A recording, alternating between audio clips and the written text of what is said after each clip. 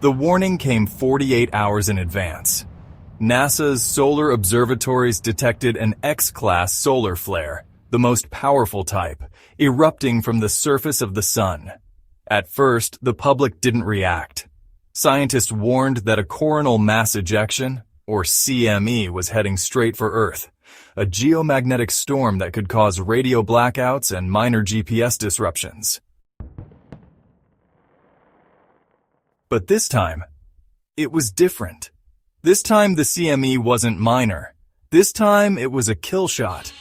The Carrington event of 1859, the most powerful solar storm ever recorded, had struck before electricity was everywhere.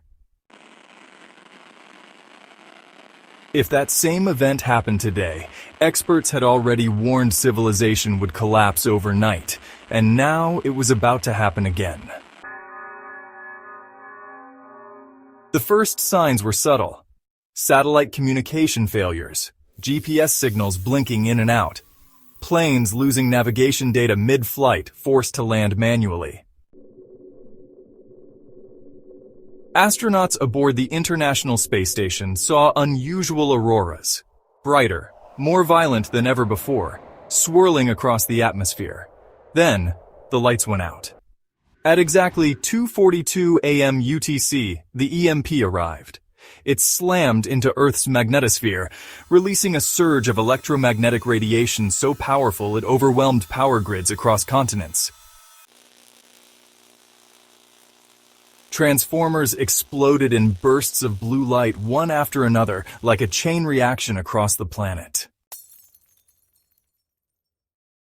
In an instant, every electronic system dependent on unshielded circuits was fried beyond repair. Phones, dead. Internet, gone. Electricity, wiped out.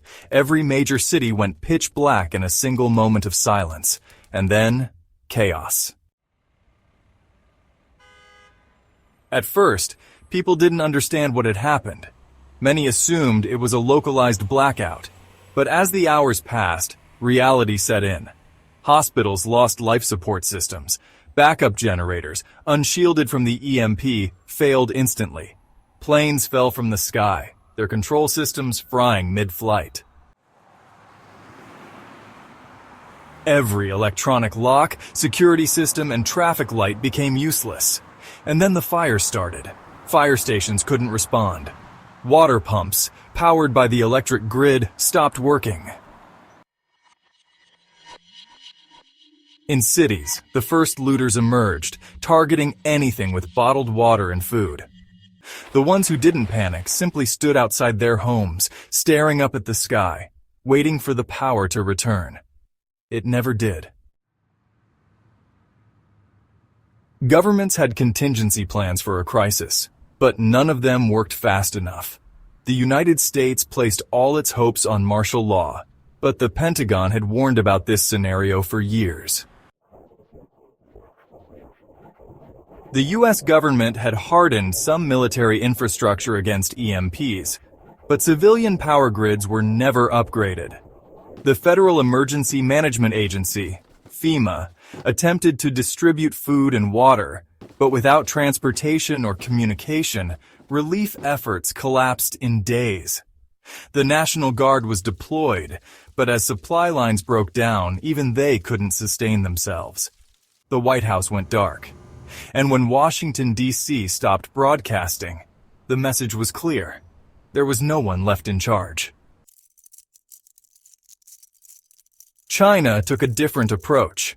The military seized food distribution centers, and only government personnel had access to remaining supplies. Cities became fortresses. But as food supplies dwindled, riots erupted. In the Middle East, oil-producing nations had held economic power over the world. But now, oil was worthless. Without working refineries, trucks, or power grids, no one could transport fuel. Countries that had relied on exporting resources suddenly had nothing to trade, and as water supplies ran low, people turned on each other. In Europe, the Great Migration began. With nuclear power plants failing, Radiation leaks began spreading across parts of France, Ukraine, and Germany. Millions fled their cities, but without electronic records or working vehicles, mass starvation hit within weeks. The European Union collapsed, not from war but from pure desperation. Russia fared better than most. Its cold climate slowed the spread of disease, and its military bunkers were already hardened against EMP attacks. But without a global economy, its currency became meaningless. The Kremlin issued orders, but without electricity, no one heard them. The last orders from Moscow were simple: survive by any means necessary. You wake up a week later and nothing has changed. You used to check your phone first thing in the morning. Now, it's just a dead screen. Your fridge is warm inside and you can smell the food rotting. The last emergency radio broadcast played yesterday, but the voice sounded tired, as if even the broadcasters had given up. Outside, your neighborhood isn't empty, but no one speaks anymore. People sit on porches, watching the roads, waiting for help that isn't coming. At night, you hear distant gunfire, you hear screams. You don't go outside anymore, you don't ask what happened, you just wait. Somewhere out there, survivors are trying to restart civilization.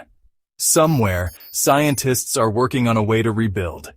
But you will never know because the world isn't ending with a bang, it's ending in silence.